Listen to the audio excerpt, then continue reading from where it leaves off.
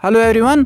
तो दोस्तों recently Hollywood की नई मूवी आई है सुपरमैन, जिसने पूरे इंटरनेट पर तहलका मचा लिया है। स्पेशली इजराइल के लोग इससे बहुत ही ज्यादा नाराज हैं कि ऐसी मूवी नहीं आनी चाहिए। ऐसी मूवीज हम हॉलीवुड से एक्सपेक्ट नहीं करते क्योंकि ये हमारी कंट्री के लिए बहुत ही ज्यादा डिसरेस्पेक्टफुल है। और स्पेशली सुपरमैन जो कि एक फिक्शनल कैरेक्टर है जिसे दो ज्यूज ने बनाया था, दो ज्यूइश आर्टिस्ट्स ने। तो ऐसे कैरेक्टर को फिर हमारी ही कंट्री के खिलाफ यूज करना ये बहुत ही ज्यादा इंसल्टिंग है हमारी कंट्री के लिए। और जिस तरह से इस मूवी में पूरी तरह से इजराइल का प्रोपेगेंडा एक्सपोज किया गया है, ये बिल्कुल अनएक्सपेक्टेड है आज के टाइम पर हॉलीवुड से।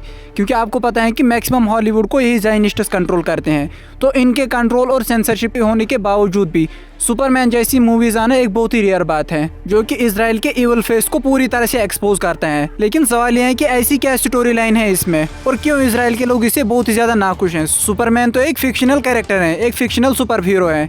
तो इजराइल के लोगों को इस मूवी के साथ क्या दिक्कत है, ये समझेंगे आज की इस वीडियो में। The Superman film, directed by James Gunn, has become an unexpected focal point of debate, with viewers clashing over the perceived political subtext related to the conflict. Now, some anti-Israel factions are reportedly embracing the movie as a metaphorical commentary on the situation of the Palestinians in the Gaza Strip. देखिए, movie की शुरुआत कुछ इस तरह से होती है कि एक सुपरमैन आता है दूसरे प्लेनेट से जो कि अर्थ से बिलोंग नहीं करता।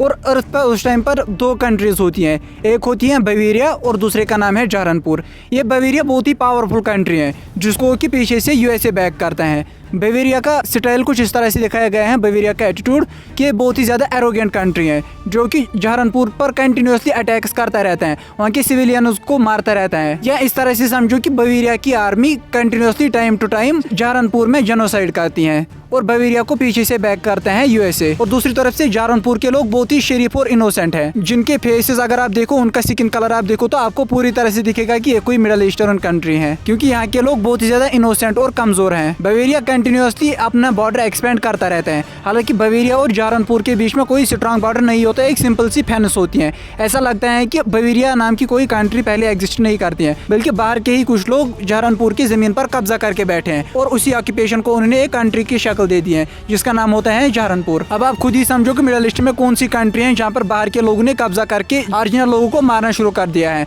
और जिसे पीछे से यूएसए बैक करता है। अगर आपको थोड़ी सी भी जियोपॉलिटिक्स की नॉलेज जिसको भी है, वो खुद ही समझेगा कि जहारनपुर कौन है और बवेरिया कौन है। अब जब सुपरमैन आता है तो वो चूंकि दूसरे प्लेनेट से होता है, लेकिन वो जल्दी समझ जाता है कि ये जो बवेरिया के लोग ये जुल्म करते हैं इन जहारनपुर के इनोसेंट्स के ऊपर। तो इस वजह से वो डिसाइड करता है कि वो जहारनपुर के ब्याह पर बवेरिया के खिलाफ जंग करता है और जहारनपुर के लोगों को बचाना चाहता है। और सुपरमैन को जो बेनिफिट होता है कि वो पूरी दुनिया में उसकी बहुत ज़्यादा फैन फॉलोइंग होती है, इंक्लूडिंग यूएसए में उसकी सबसे ज़्यादा फैन फॉलोइंग होती है। इस वजह से ना ही अमेरिका और ना ही बवेरिया इसके खिलाफ कुछ कर सकती हैं, क्योंकि यूएसए के अपने लोग भी सुपरमैन को बहुत ज्यादा रेस्पेक्ट की नजर से देखते हैं। अब मूवी के अगले प्लॉट में बवेरिया के प्रेसिडेंट को दिखाया जाता है जो कि एक बहुत ही पावरफुल और क्रिमिनल माइंडसेट का आदमी है। उसकी पर्सनैलिटी कुछ इस तरह से है कि वो एक क्रिमिनल, पावरफुल, इनह्यूमन और डेवल कैरेक्टर का आदमी है। मान लो पूरी तरह से शैतान की तरह उसे दिखाया जाता है। उसने अपनी एक अलग ही दुनिया में आम लोगों को, आम इनोसेंट लोगों को कैद कर लिया होता है जहाँ पर उनका टार्चर कंटिन्यूसली चलता रहता है। अब वो चूंकि डायरेक्टली सुपरमैन को तो नहीं हरा सकता है, क्योंकि सुपरमैन एक अकेला बंदा होता है जो कि जहारनपुर के लोगों को बचा सकता है।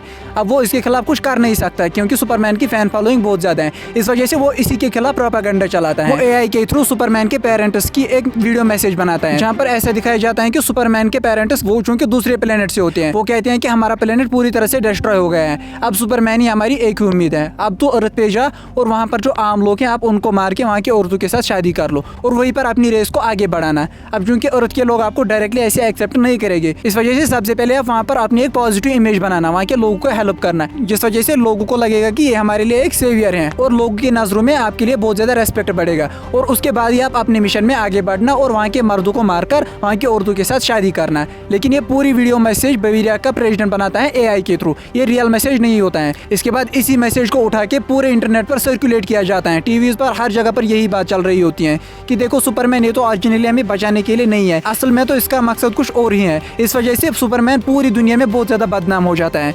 इनफैक्ट जहारनपुर के लोग भी सुपरमैन को बहुत ज्यादा क्रिटिसाइज करते हैं। अब सुपरमैन को यही बवेरिया का प्रेसिडेंट जेल में डालता है क्योंकि क्राइम तो उसके खिलाफ साबित हो ही गया और बवेरिया की आर्मी इन्वेजन करती है जहारनपुर के ऊपर। जैसे ही वो वहाँ के लोगों को मारने के नजदीक होती है, दूसरी तरफ से बवेरिया की प्रेसिडेंट की जो गर्लफ्रेंड है वो इसके इन सीक्रेट डॉक्यूमेंट्स को लीक करती है जिनमें बवेरियन प्रेसिडेंट का ओरिजिनल फेस दिखाया जाता है, जहाँ पर दिखाया जाता है कि ये असल में तो एक शैतान है, इसका कितना गंदा कैरेक्टर है। तो जब ये पूरी दुनिया में डिफेम हो जाता है, दूसरी तरफ से सुपरमैन भी जेल से भाग के पहुंचता है जहारनपुर, लेकिन जहारनपुर पहुंचने से पहले ही वो बवेरिया के प्रेसिडेंट को मारने की कोशिश कर रहा होता है। लेकिन जैसे ही बवेरिया के प्रेसिडेंट को लगता है कि हम तो मरने वाले हैं, तो वो प्लान करता है कि वो पूरी अर्थ को ही वो अपने साथ डिस्ट्रॉय कर देगा। तो यहाँ पर दिखाया जाता है कि ये जो बवेरिया का प्रेसिडेंट है ये तो पूरी दुनिया के लिए एक डिजास्टर है, एक कैंसर है, क्योंकि अपनी खुदगर्जी की वजह से इसे जब लगता है कि मैं हारने वाला हूँ, ये पूरी अर्थ को डिस्ट्रॉय करना चाहता है। लेकिन सुपरमैन इसे जेल भेजता है और बवेरिया को जहारनपुर पर इन्वेजन करने से रोकता है और इस तरह से जहारनपुर के लोगों की जान बच जाती है। अब यहाँ पर डायरेक्टली तो इजराइल एंड पैलेस्टाइन का नाम नहीं लिया जाता है, लेकिन इसके बाद भी इजराइल के लोगों ने इस पर बहुत ज्यादा क्रिटिसाइज किया है, क्योंकि यहाँ पर मुझे राहत इंदौरी जी की वो बात याद आती है।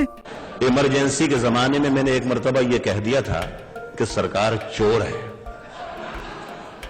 तो दूसरे दिन पुलिस स्टेशन पर मुझे बुला लिया गया।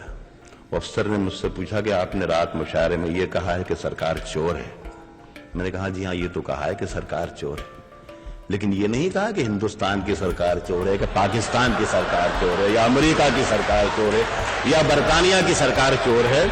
तो वो अफसर ने मुझे देख के अफसर मुस्कुराया और कहा कि अच्छा, आप हमें बेवकूफ भी समझते हैं, क्या हमें मालूम नहीं कि सरकार कहाँ की चोर है। तो लोगों ने जब इस पर बहुत ज्यादा क्रिटिसाइज किया कि इसको आपने पॉलिटिकल एंगल क्यों दिया, तो उसके जवाब में सुपरमैन के डायरेक्टर जेम्स गन ने कहा कि ये मूवी हमने 7 अक्टूबर 2023 से पहले ही बनाई थी, उससे पहले ये लिखी गई थी। इस वजह से आप इसको बिल्कुल भी मत समझना कि ये इजराइल एंड पैलेस्टाइन का इशू है। ये ऐसे ही फिक्शनल कैरेक्टर है, फिक्शनल कहानी है, पूरी तरह से ये फिक्शनल है, इसका रियलिटी के साथ कुछ भी टच नहीं है। अब देखो, ऐसी मूवीज का आम लोगों पर बहुत ज्यादा इम्पैक्ट होता है, क्योंकि यहाँ पर सुपरमैन का एक पेट डॉग होता है, और जैसे ही ये मूवी रिलीज हो गई, इस डॉग की डिमांड 500% तक इंक्रीज हो गई है। तो आप देखो लोग इस डॉग के कितने ज्यादा फैंस हैं। तो यहाँ पर हम समझ सकते हैं कि आम लोगों के दिमाग के ऊपर ऐसी मूवीज का कितना ज्यादा इम्पैक्ट रहता है। अब यहाँ पर इस स्टोरी से हम यही समझ सकते हैं कि with the passage of time ये जो नई जनरेशन है, इनको ये इजराइल की ब्रूटैलिटी धीरे धीरे समझ आने लगी है। तो उनके बीच में भी नैरेटिव चेंज हो रहा है, उनके बीच में इंफॉर्मेशन फैल रही है। तो मूवी के ग्राफिक स्टोरी लाइन एकदम टॉप क्लास है, क्योंकि इससे पहले सुपरमैन में प्रॉब्लम यही थी कि उन्हें अनलिमिटेड पावर्स दिए जाते थे, जिस वजह से लोग उन्हें रियल लाइफ के साथ कनेक्ट नहीं कर पाते हैं। लेकिन यहाँ पर जो इस मूवी में सुपरमैन है, इसको लिमिटेड पावर्स दिए गए हैं, और फिर जब दो कंट्रीज हम रियल में इमेजिन कर सकते हैं कि ये एक कंट्री है, ये दूसरी कंट्री है, इस वजह से ये मूवी पूरी तरह से रियलिस्टिक दिखती है। यही वजह है कि रिलीज होने के सिर्फ पहले वीक में ही इसने रिकॉर्ड्स तोड़ लिए हैं। जितना इससे पहले वाली सुपरमैन मूवी ने रेवेन्यू जनरेट किया था, उससे ज्यादा इसने सिर्फ एक वीक में ही रेवेन्यू जनरेट किया। तो मूवी पूरी तरह से सक्सेसफुल है और बहुत ही जबरदस्त मूवी है, और जितना इस पर ज्यादा क्रिटिसिज्म होगा उतनी ही मूवी ज्यादा हाईलाइट होगी और उतनी ही इसकी व्यूअरशिप भी बढ़ेगी। तो मूवी बिल्कुल टॉप क्लास है। अगर आप मूवीज देखते हैं, then this is the best choice for you. See you in the next video. तब तक के लिए have a nice day.